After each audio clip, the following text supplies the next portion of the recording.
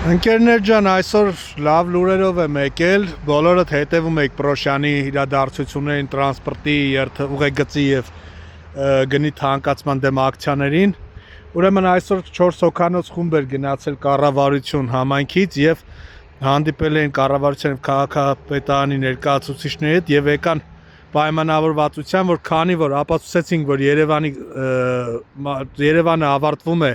Պաշտպանության նախարարության նախկին շենքի մոտ, այդտեղից սկսվում է Երևանը, ուրեմն պայմանավորվածություն ձեռք բերվեց, որ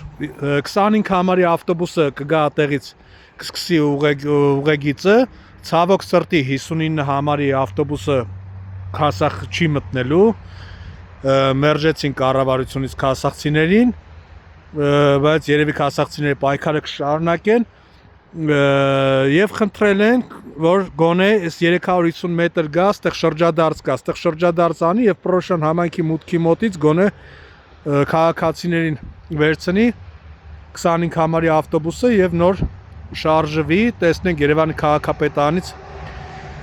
պատասխանել են, որ կմտածեն կասեն, այնպես որ 25 համարի ավտոբուսը դուրս չի գալիս, ինչպես նաեւ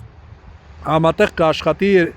Մուլտիտրանս ընկերության նոր միկրոավտոբուսները նոր ուղեգծով կլինի։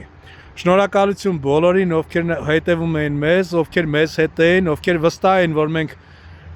մեր ձայնը տեղ կհասնի, արդյունք կունենա, դա արդյունքը դրական կլինի։ Հուսով ենք քասախցիների տրանսպորտի հարցն կլուծվի։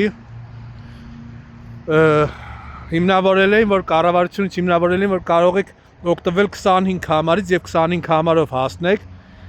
Տեսնենք ինչպես ավարտ կլինի, շնորհակալություն բոլորիդ, լավ օր եմ մաղթում։